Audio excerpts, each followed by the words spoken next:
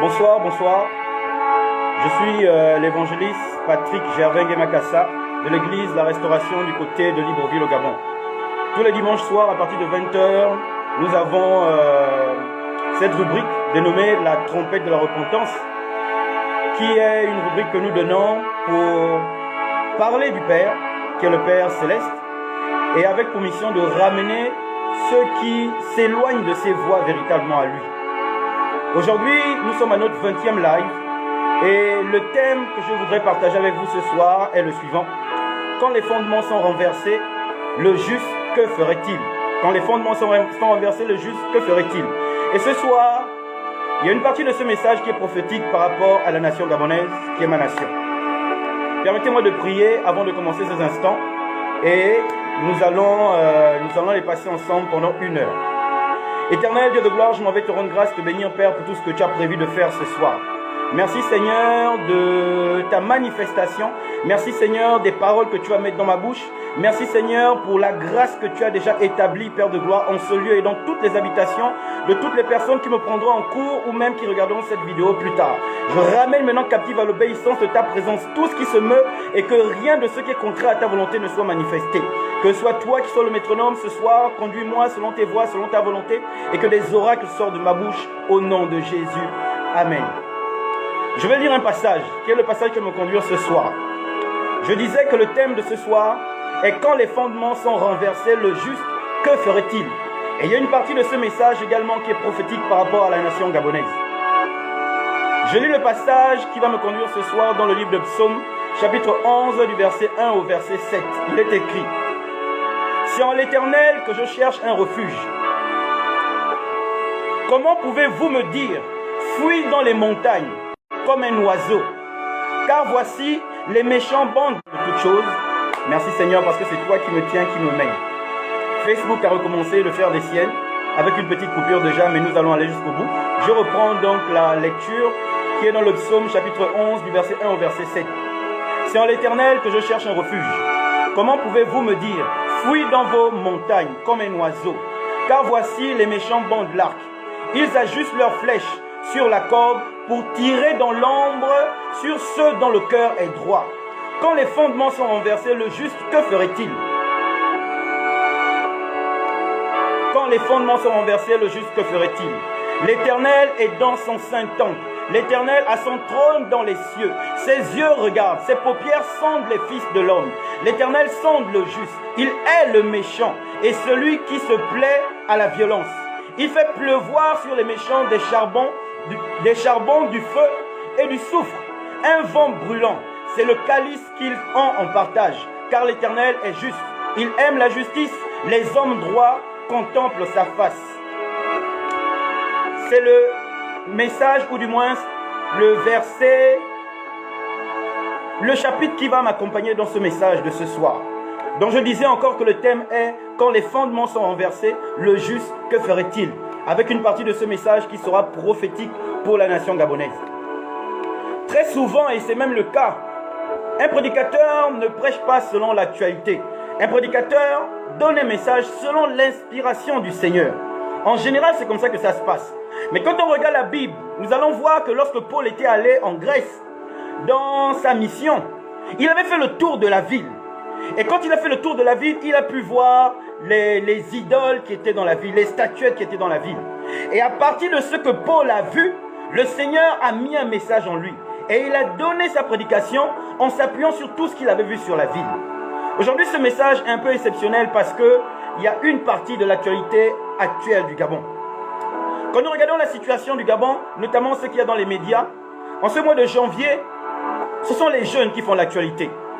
Il y a beaucoup de bruit sur les jeunes actuellement dans les médias par rapport à ce que les jeunes font dans les établissements scolaires, un challenge qui est fait en place par les jeunes en ce moment.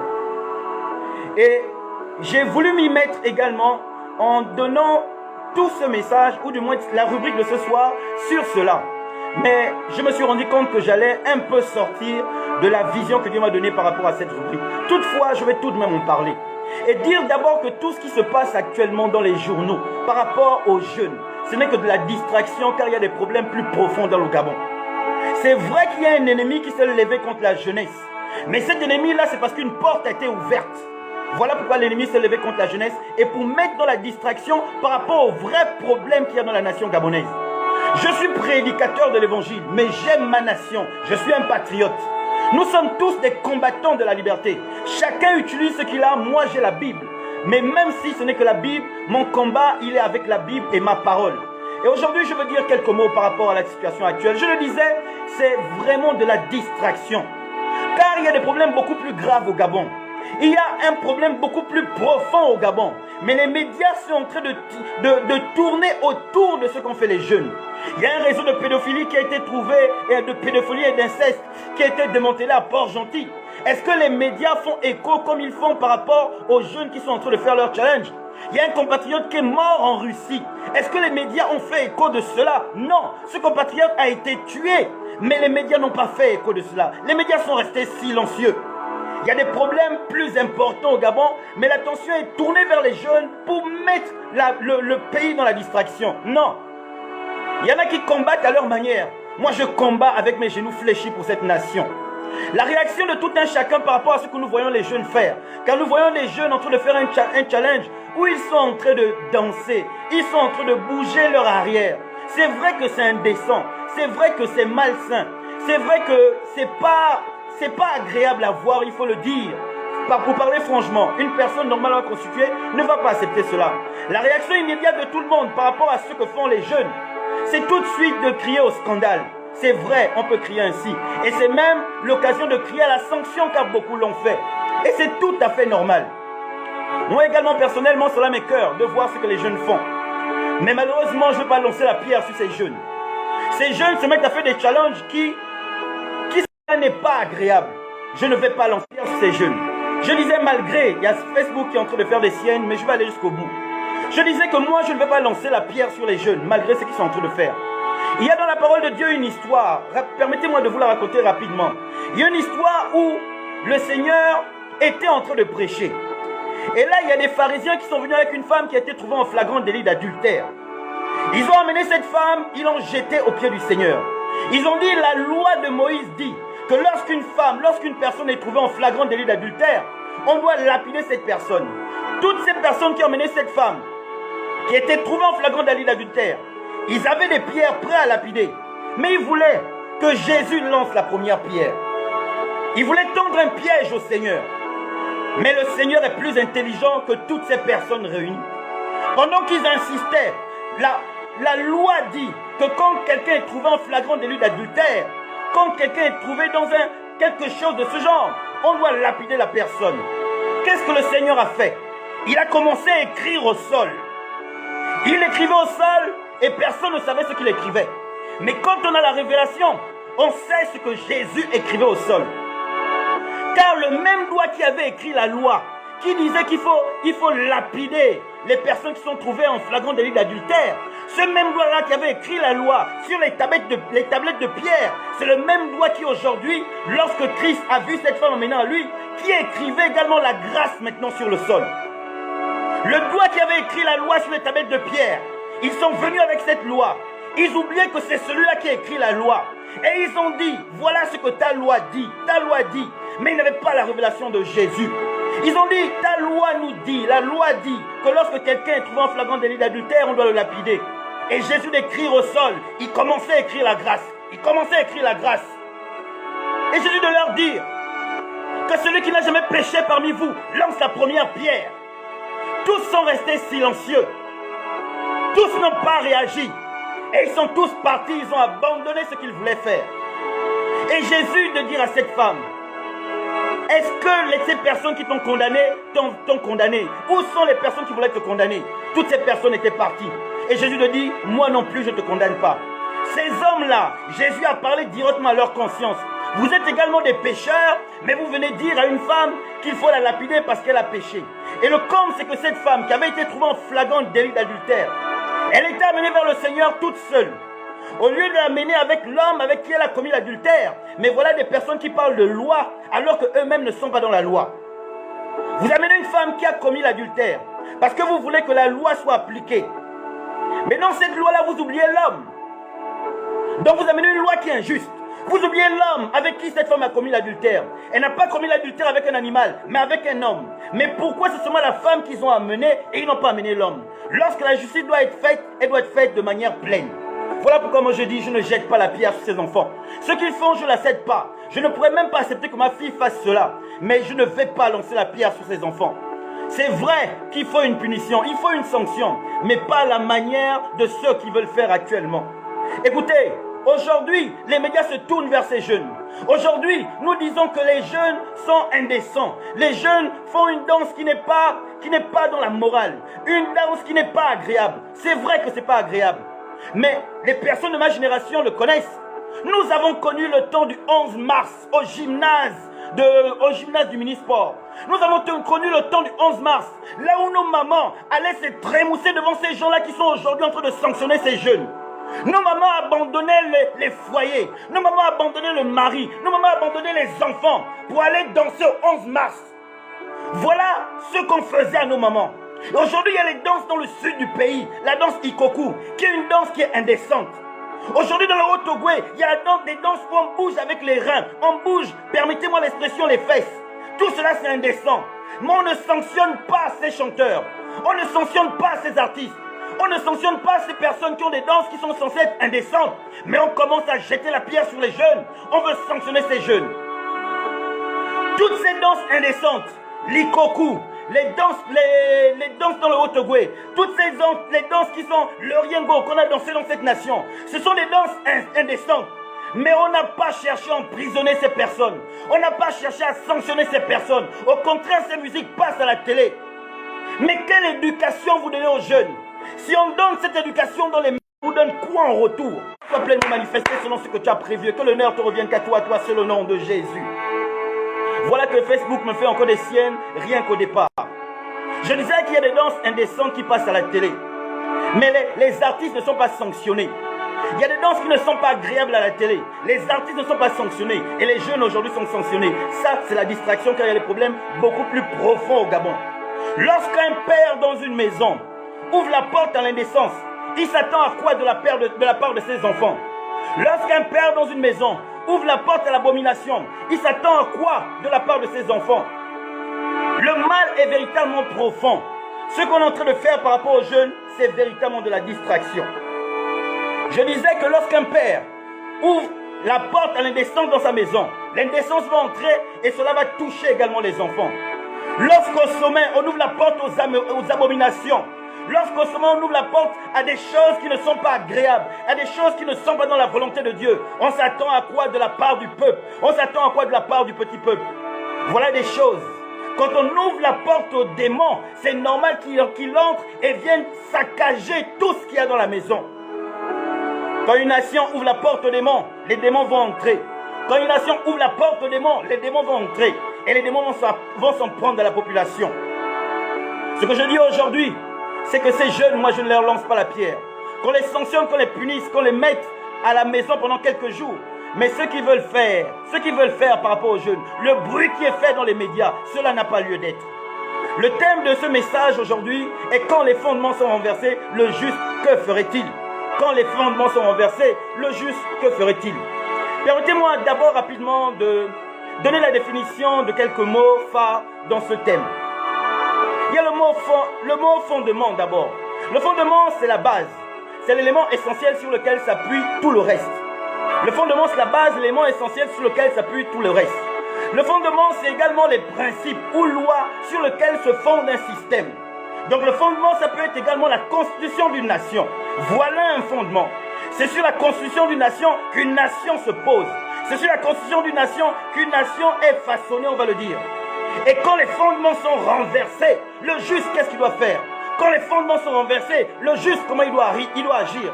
Quand une constitution, par exemple, est renversée, le juste, comment il doit agir? Voilà également la définition du mot juste.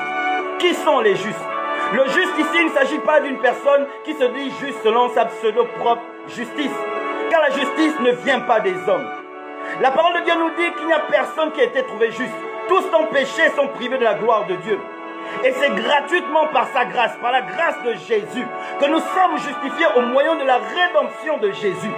Ça veut dire que ceux qui sont les justes, c'est ceux qui ont été justifiés par Jésus. Aucun homme n'est juste. Les justes, ce sont les chrétiens. Les justes, ce sont ceux qui ont accepté le Seigneur Jésus dans leur cœur. Donc, au travers de ce message, quand je dis quand les fondements sont renversés, le juste, que fera-t-il? Je veux dire par là, quand les fondements sont renversés, le chrétien, que fera-t-il? Nous sommes dans une nation. Qu'importe ce que les chrétiens veulent faire, souvent en restant dans les églises, comme si l'église était une secte, où on veut ne pas s'occuper de la gestion de la cité. Dieu n'a jamais interdit aux chrétiens de s'occuper de la gestion de la cité. Nous devons avoir un regard sur la nation. Car si cette nation va mal, c'est nous-mêmes également qui allons mal, puisque nous vivons dans la nation. Alors nous devons combattre. Moi, mon combat pour la nation, je le fais genoux fléchis avec ma Bible et avec la parole que Dieu me donne. Lorsqu'on donne un tableau du Gabon, parce que le message de ce soir, je le dis, quand les fondements sont renversés, le juste, que ferait-il? Le chrétien, que ferait-il? Si je donnais un tableau du Gabon actuellement, c'est un tableau déplorable. Au Gabon, il y a des crimes de sang qui sont impunis. Et quand quelque chose est impuni, ça veut dire que c'est approuvé par les personnes qui sont censées punir. Quand dans une maison, tes enfants s'amusent à faire n'importe quoi et que tu ne punis pas les enfants, ça veut dire que tu approuves cela et toi-même également tu le fais. Il y a des crimes de sang qui sont impunis, donc approuvés. Les enlèvements d'enfants qui sont impunis, donc le jeune Rinaldi qui était enlevé dans le Wellington, jusqu'à présent rien n'est fait, rien n'est dit par rapport à ce pauvre enfant. Il y a des loges sataniques, nous le savons. Il y a des abominations qui sont manifestées dans la nation. L'homosexualité qui dernièrement a été dépénalisée. Ça veut dire que l'homosexualité, on ne va plus pénaliser les personnes qui sont dans cette abomination-là. Et il y a des pratiques qui sont manifestées dans la nation qui ne sont pas dans la volonté de Dieu. L'adultère également a été, juridiquement, l'adultère n'est plus une faute. Ça veut dire qu'on pousse les hommes à l'adultère. Lorsqu'on dit à un homme que l'adultère n'est plus une faute, c'est pour l'encourager au vagabondage. Lorsqu'on ne met pas des barrières, les personnes s'amusent à faire n'importe quoi. Et là, les hommes, parce qu'ils savent, les hommes frivoles, les hommes qui n'ont pas de respect pour leur épouse, parce qu'ils savent maintenant qu'aujourd'hui, l'adultère n'est plus condamné, mais ils s'amusent à faire n'importe quoi. Et cela également a été autorisé.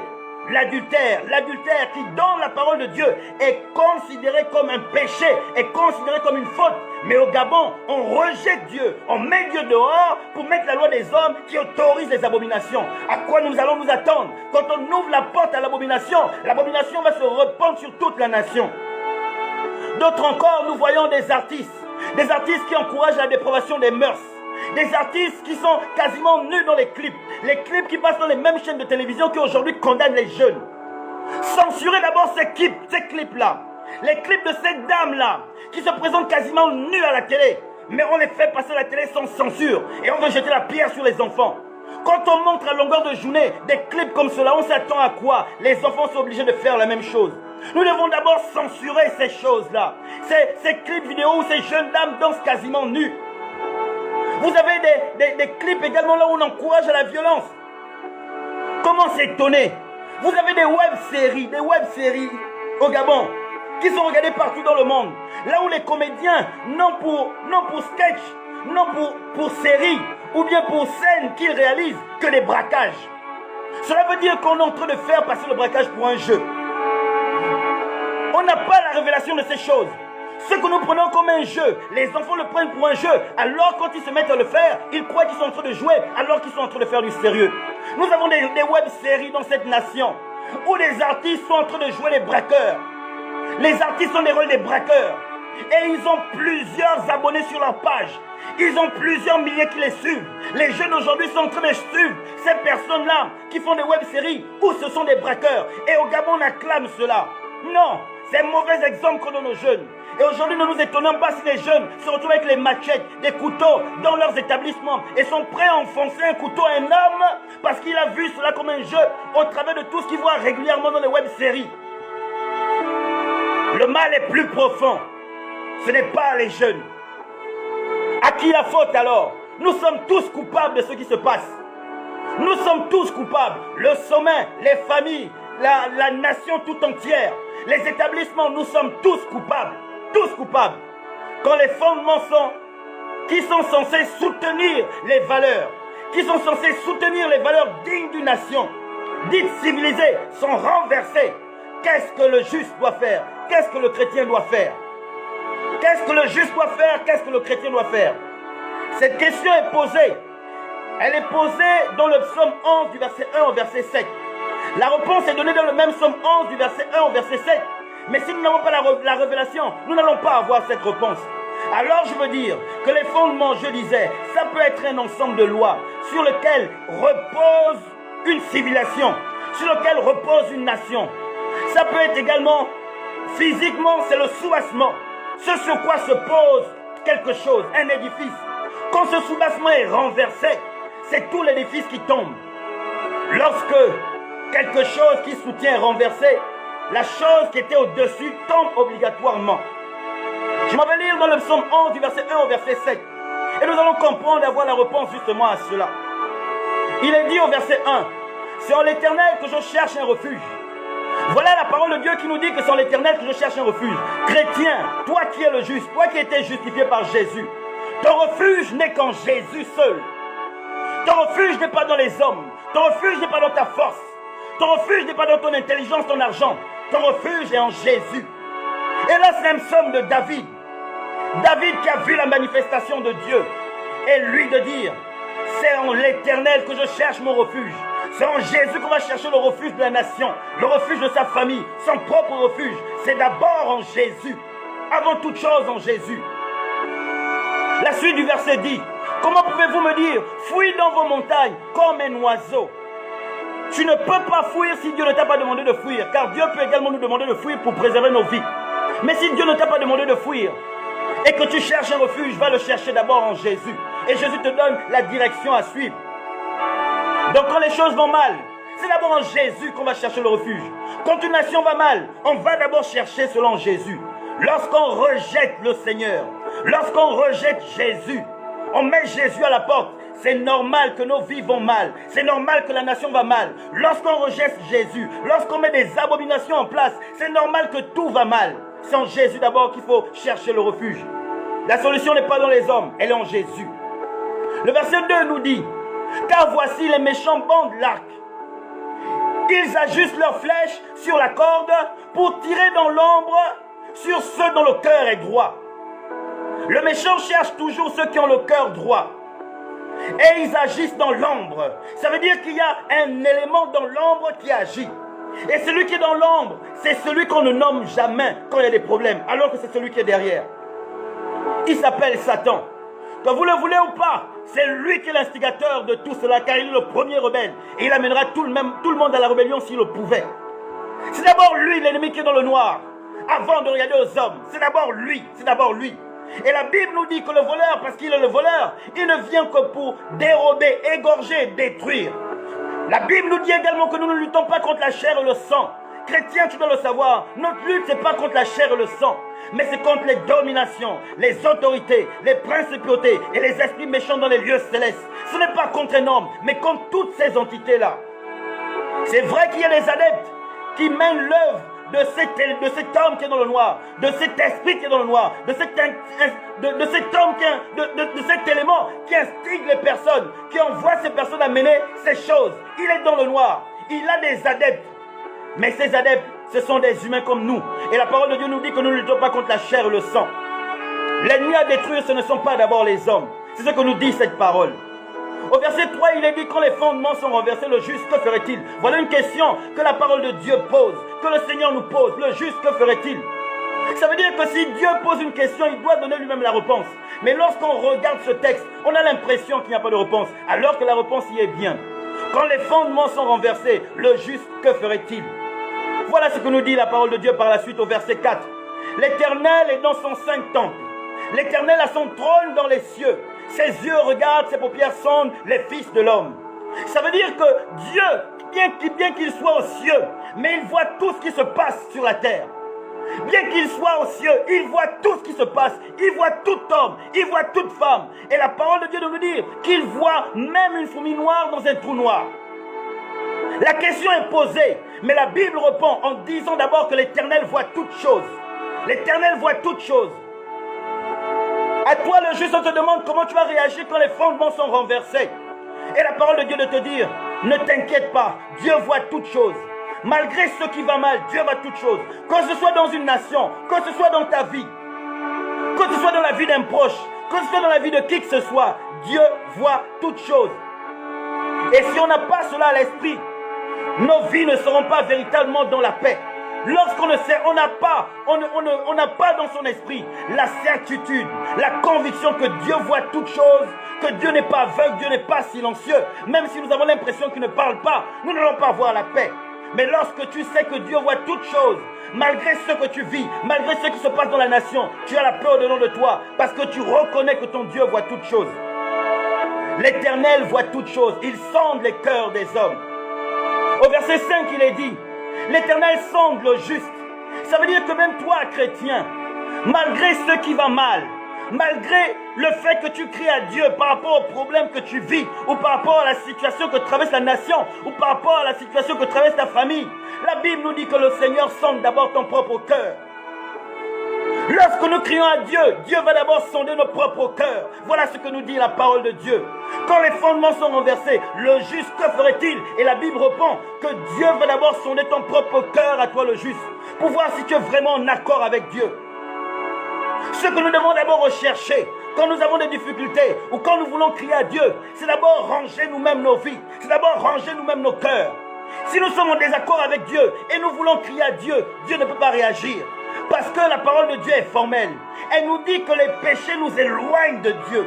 Sa main n'est pas courte pour nous atteindre. Son oreille n'est pas sourde. Mais ce sont nos péchés qui nous éloignent de Dieu. Alors si tu veux intercéder pour la nation, pour ta famille, ou même tu veux crier à Dieu véritablement, le véritable Dieu, repens-toi d'abord.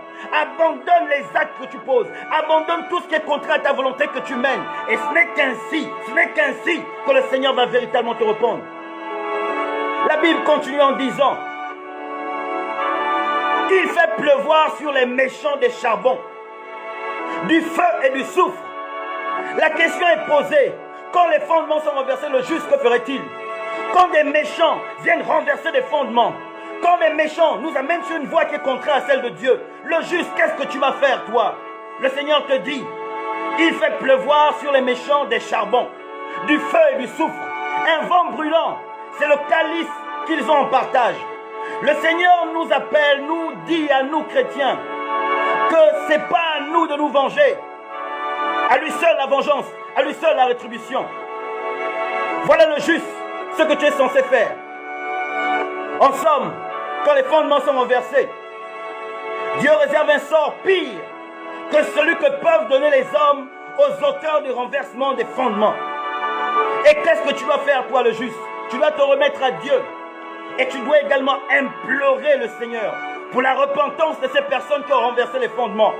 C'est là où on ne va pas comprendre Dieu. Il nous a dit tout à l'heure qu'il fait pleuvoir sur les méchants des charbons. Il fait pleuvoir du feu, il fait pleuvoir du soufre, un vent brûlant sur les méchants. Mais c'est le même Dieu qui a dit dans sa parole, il ne veut pas que le méchant meure, mais qu'il se repente. Et comment faire pour que le méchant se repente? Pour que la colère de Dieu ne soit pas sur ce méchant, car c'est aussi un homme que Dieu veut sauver. C'est à toi maintenant de fléchir les genoux. C'est à toi maintenant de crier à Dieu. C'est à toi maintenant de dire à Dieu de changer leur cœur. C'est à toi maintenant de dire à Dieu de les ramener véritablement sur le chemin. Et c'est ce côté-là que beaucoup de chrétiens ne comprennent pas. Lorsque tu as en face de toi quelqu'un qui fait du mal, la première action, c'est d'envoyer le feu à cet être humain. La première action, c'est de demander à Dieu même de tuer cette personne. Et il y a beaucoup qui vont dans ce sens. Lorsque le Seigneur Jésus était avec ses disciples et qu'il avait demandé à deux de ses disciples, lorsqu'ils allaient à Jéricho, d'aller trouver une habitation où ils allaient passer la nuit. Les disciples sont allés, mais ils ont été chassés. Et lorsqu'ils sont venus vers le Seigneur, ils ont dit, Seigneur, voilà ces gens nous ont chassés. Est-ce que tu veux qu'on les envoie le feu? Voilà des disciples de Jésus qui ont demandé à Jésus, est-ce que tu veux qu'on envoie le feu à ces personnes qui n'ont pas accepté de nous donner une habitation pour passer la nuit? Jésus a demandé, savez-vous, quel esprit vous anime? Juste, c'est toi, sais-tu quel esprit t'anime lorsque tu veux jeter le feu à des hommes? Ce n'est pas ainsi qu'on agit. Nous devons fléchir les genoux pour que Dieu change le cœur de ces personnes qui ont renversé les fondements. Écoutez, aujourd'hui, nous allons nous poser beaucoup de questions. Pourquoi Dieu laisse faire le mal? Pourquoi Dieu laisse faire toute cette situation que nous vivons? Pourquoi Dieu n'empêche pas que les sorciers mangent les enfants? Pourquoi Dieu n'empêche pas que les sorciers fassent du mal dans une nation, dans une famille? Pourquoi Dieu laisse toutes ces choses se faire? Et pourtant c'est un Dieu bon, et pourtant c'est un Dieu juste. C'est une question que beaucoup se posent. Laissez-moi vous répondre à cela au travers d'une image. C'est l'histoire d'un jeune homme. Un jeune homme chrétien qui était allé chez un coiffeur. Lorsqu'il est arrivé chez le coiffeur, il s'est assis et le coiffeur a commencé à faire son travail. Et le coiffeur de se plaindre en posant toutes ces questions. Dieu n'existe pas. Je suis sûr que Dieu n'existe pas. Si Dieu existait, pourquoi il y a la famine? Pourquoi il y a les guerres? Pourquoi les innocents sont tués? Pourquoi toutes ces personnes qui n'ont rien fait sont détruites? Pourquoi Dieu ne permet pas justement à ce que les méchants soient ravis, que les méchants soient même tués? Et là, le coiffeur de crier que Dieu n'existe pas, Dieu n'existe pas. L'attitude du chrétien a été une attitude sage. Il n'a pas répondu, il a d'abord prié dans son cœur. Il a demandé au Saint-Esprit une parole de sagesse.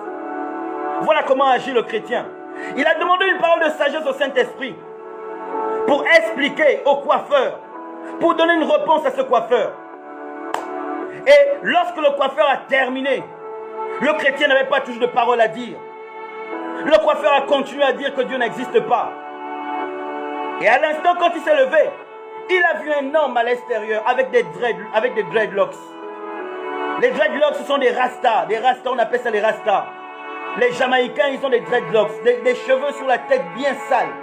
Il a vu un homme avec des cheveux sales. Il a vu un homme avec des dreadlocks qui allaient jusqu'aux fesses. C'était bien rempli et bien sale. Et qu'est-ce qu'il a fait?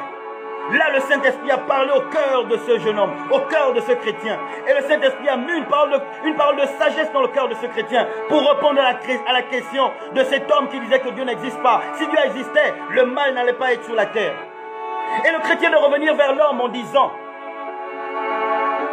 il n'y a pas de coiffeur dans cette nation. Et le coiffeur étonné lui dit, mais comment tu peux dire qu'il n'y a pas de coiffeur dans la nation alors que moi je viens à l'instant de te coiffer? Le jeune homme a dit, non, je t'assure, il n'y a pas de coiffeur dans cette nation. Et le coiffeur de dire, tu racontes n'importe quoi, moi-même je suis coiffeur. Et le jeune homme de dire, s'il y avait des coiffeurs dans la nation, pourquoi cet homme qui est à l'extérieur a autant de cheveux? Pourquoi il n'a pas de cheveux coupés? C'est certainement parce qu'il n'y a pas de coiffeur dans la nation. Et le coiffeur de répondre au jeune homme, pas du tout. Si ce monsieur a des cheveux plein la tête, si ce monsieur n'a pas coupé ses cheveux, c'est parce que lui-même refuse de venir chez le coiffeur. S'il venait chez le coiffeur, alors le coiffeur allait couper ses cheveux. Et là, le jeune homme de dire à ce coiffeur-là, c'est la même manière que Dieu agit.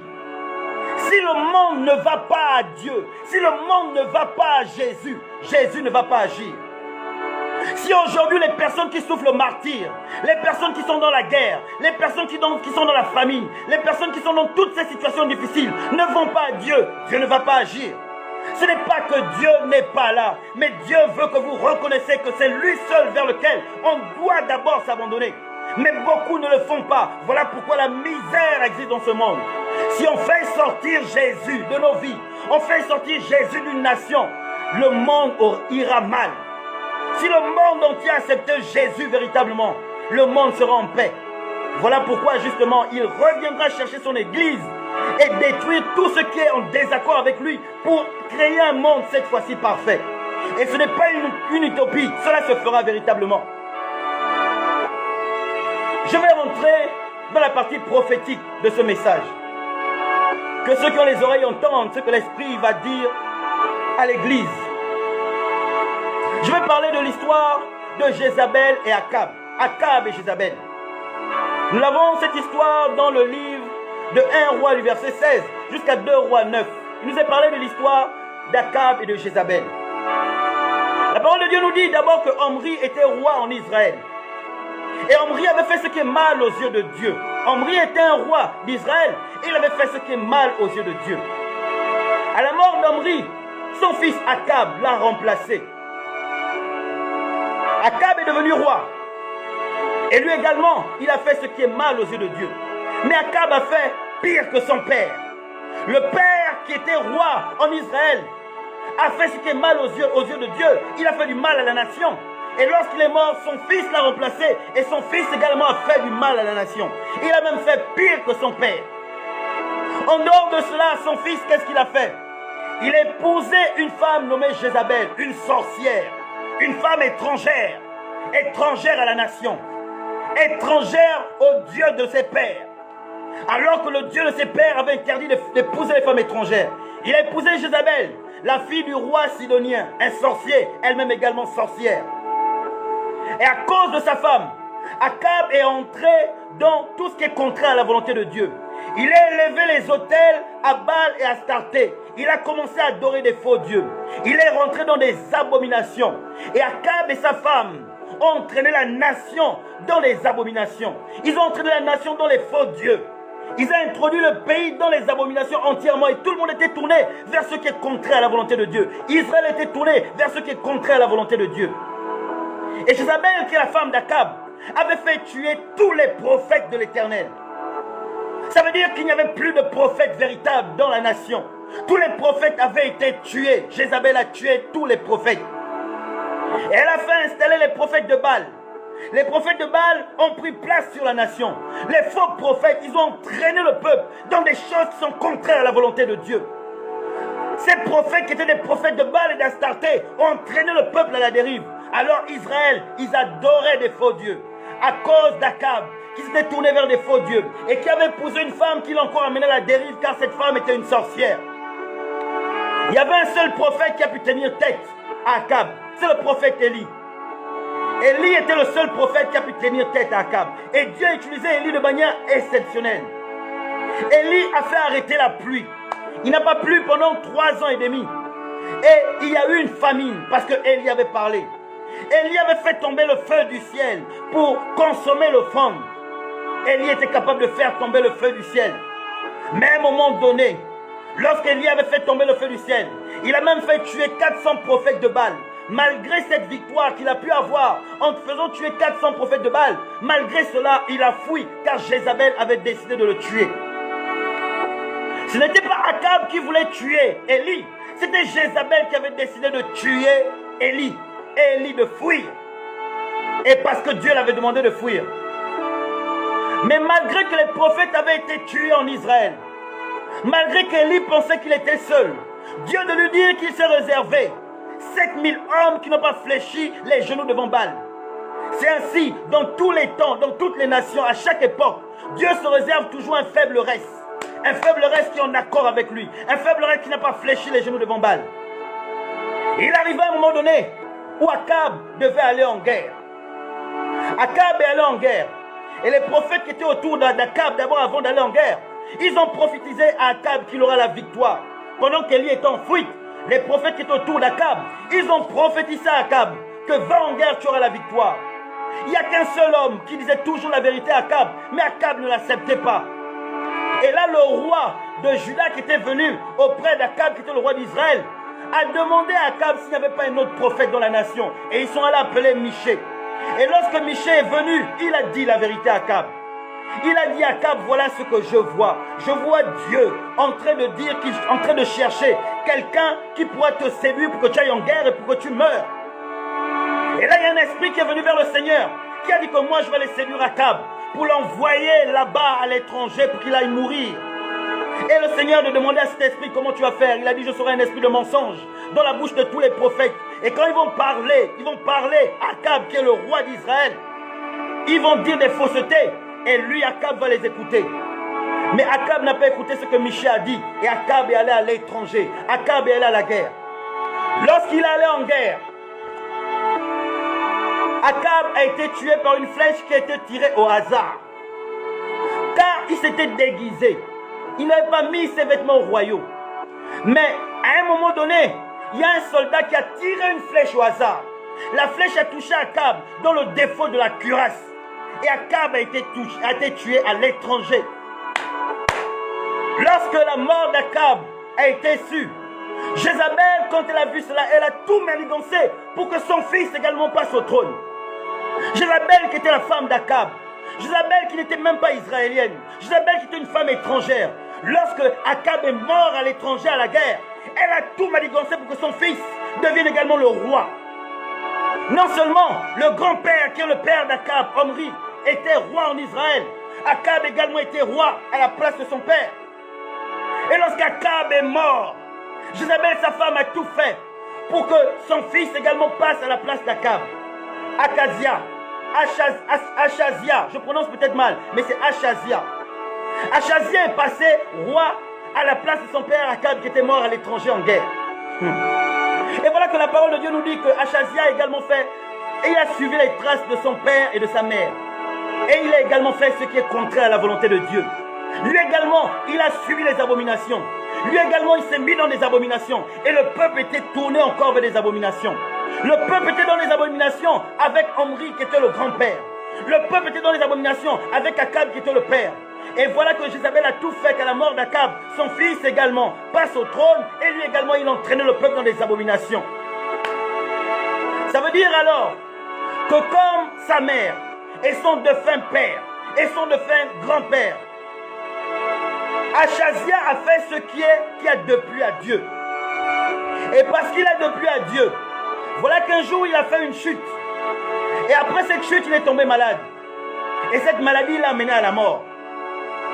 Lorsque Achazia est mort, Jézabel, la même sorcière, elle a encore tout manigancé pour qu'un autre fils également passe encore roi. Et là, c'était Joram, qui était également un fils d'Akab et de Jézabel, qui est devenu roi. Ça veut dire que tout tournait autour d'une même famille. La famille d'Omri. Omri était roi. Son fils Akab également était roi. Achazia, que le fils d'Akab également était roi.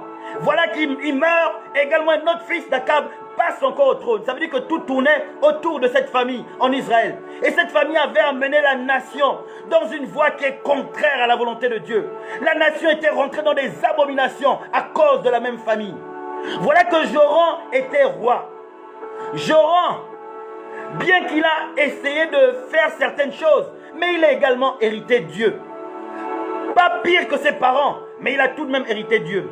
C'est vrai qu'il a renversé certaines statues de Baal et d'Astarté, mais il a demeuré dans le péché et il a irrité Dieu.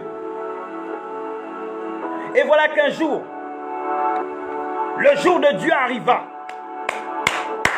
Dans tout ce que nous vivons sur terre, dans tout ce que nous manifestons sur terre, il y a toujours un Dieu, un jour où Dieu va se lever.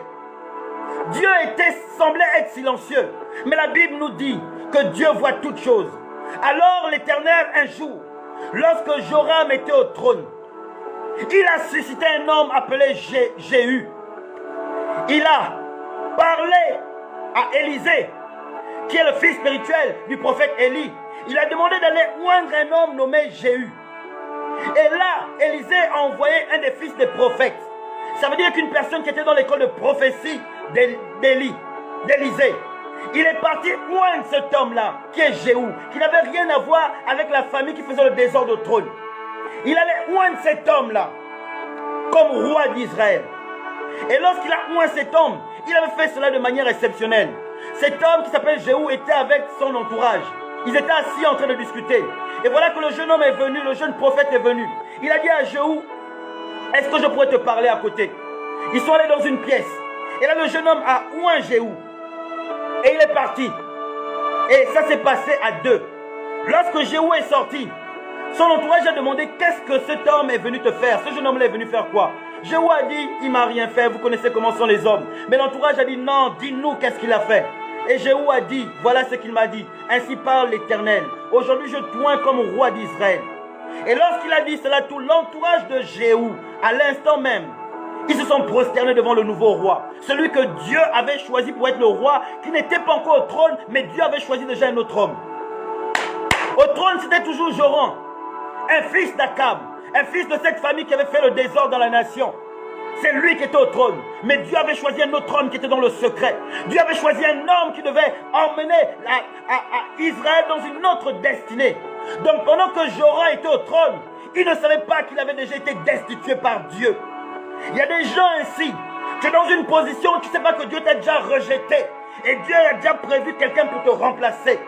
Joram, qui était le roi, fils d'Akab également, ne savait pas qu'il avait été rejeté par Dieu et qu'un autre avait été déjà oint dans le noir, oint dans le secret.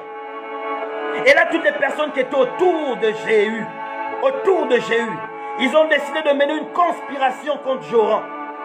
Ils ont décidé de faire une conspiration. Et la conspiration, c'est quoi? C'est le coup d'État. Et quand Jéhu et sa troupe se sont bien constitués, ils sont allés vers Joram. Ils avaient décidé que cette famille, parce qu'elle a tant fait de mal à la nation d'Israël, Il fallait une conspiration contre cette famille pour détruire la famille. Et Dieu avait demandé à Jéhu de détruire toute la maison d'Akab. C'est-à-dire de détruire tout le clan d'Akab. Tout le clan d'Akab, toute cette famille qui faisait du mal à Israël. Et Jéhu s'est levé avec sa troupe. Ils sont allés vers Joram. Lorsqu'il est arrivé vers Joram, il y avait un jeune homme que Joram a envoyé. Va regarder ce qu'ils viennent faire. Est-ce qu'ils viennent pour la paix ou la guerre? Car il y avait une sentinelle qui les avait vus venir de loin. Quand cet homme est allé, il est arrivé vers Jéhu. Il a posé la question à Jéhu. Jéhu il a dit de passer dans son camp, il est passé. Et Jéhu a continué à venir. Et là maintenant, Joram allait vers Jéhu.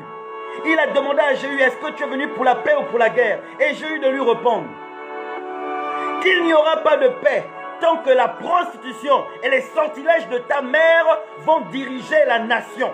Voilà ce que Jéhu a dit au fils de Jézabel. Qu'il n'y aura pas de paix tant que la prostitution et les sortilèges de ta mère vont diriger la nation. Ça veut dire que pour Jéhu, ce n'était pas Joram qui dirigeait la nation, mais c'était sa mère et ses sortilèges. Jéhu a été oint par un prophète comme étant le nouveau roi. Et lui, il savait qui était le problème de la nation. Le problème de la nation n'était pas Joram, le fils d'Akab. Le problème de la nation n'était même pas Akab. Le problème de la nation était Jézabel, qui était une sorcière. C'est elle qui gérait toutes choses dans la nation.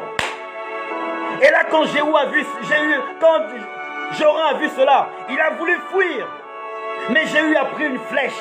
Et il a tiré une flèche qu'il a atteint. Et là, il est mort. Et lorsque Jéhu a tué Joram, parce qu'ils ont fait une conspiration, ils sont allés vers Jezreel, qui est la capitale, en Samarie, en Israël. Ils sont allés et Jézabel les a vus venir. Jézabel a voulu jouer les orgueilleuses. Jézabel est venue se mettre sur le balcon, le regarder avec mépris et même l'insulter. Et j'ai eu de dire aux hommes qui étaient tout autour d'elle, les eunuques qui étaient avec elle au balcon, de dire de l'attraper et de la jeter par-dessus le balcon. Et ces eunuques ont pris Jézabel. Ils ont jeté Jézabel par-dessus le balcon. Et non seulement elle est morte, mais par la suite les chiens sont venus manger son corps. Et les chiens sont venus lécher son sang. Voilà comment Jézabel a terminé. Et Jéhu, qu'est-ce qu'il a fait par la suite? Car Dieu l'avait demandé de détruire tout le clan d'Akab, toute la famille d'Akab. Et là, Jéhu a détruit tout le clan d'Akab qui a fait du mal à la nation. Voilà une même famille, un même clan qui faisait du mal à toute une nation, à la nation d'Israël. Voilà une sorcière qui était la femme d'Akab. Une femme étrangère qui était une sorcière, qui est venue, qui était en train de diriger son mari. Et lorsque le mari est mort, elle a mis un fils. Elle a obligé, elle a manigancé pour que le fils soit au trône. Elle a emmené également son fils dans les mêmes choses, dans des choses qui sont désagréables à Dieu. Et Dieu lui-même s'est chargé de détruire la famille. Il a suscité Jéhu pour que Jéhu vienne faire un renversement à ce clan-là qui avait détruit la famille. Quand on a servi une famille, quand on a servi un peuple, il faudrait que nous sachions que Dieu regarde tout ce qui se passe. Dieu regarde tout ce qui se passe. Et si Dieu n'intervient pas, c'est parce qu'il attend toujours que l'homme qui doit frapper atteigne le niveau plafond de l'iniquité pour qu'il puisse le frapper. Dieu laisse toujours le temps à un homme de se repentir. Dieu laisse toujours le temps à un homme de revenir sur ses pas. Dieu laisse toujours le temps à un homme d'abandonner ce qu'il fait dans tous les niveaux, dans tous les domaines. Et si le temps que Dieu a laissé, cet homme ne fait rien, il va continuer sa mauvaise marche. Il va arriver à un niveau plafond où Dieu va frapper.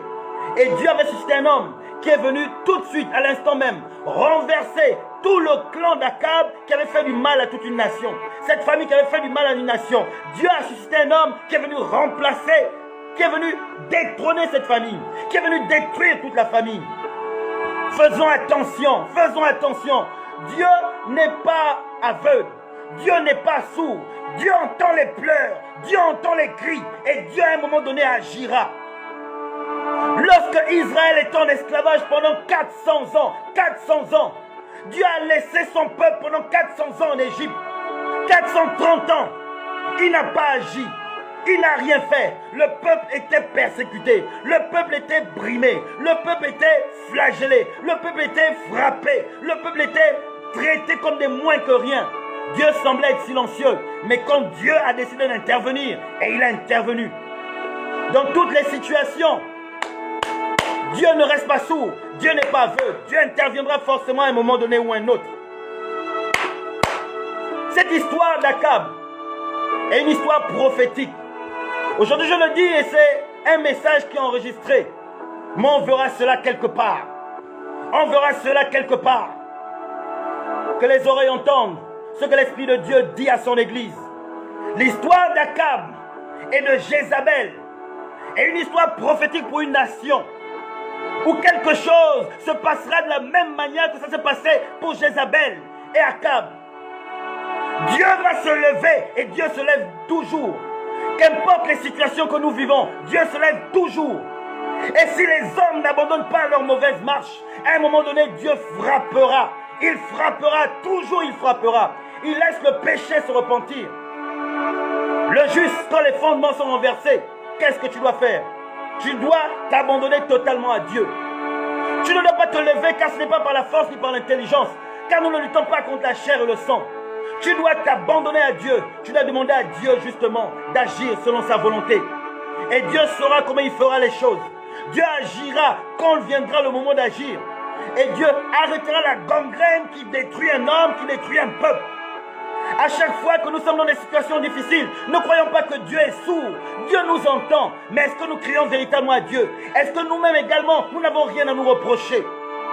Nous devons être exemple de tout reproche si nous voulons que Dieu agisse.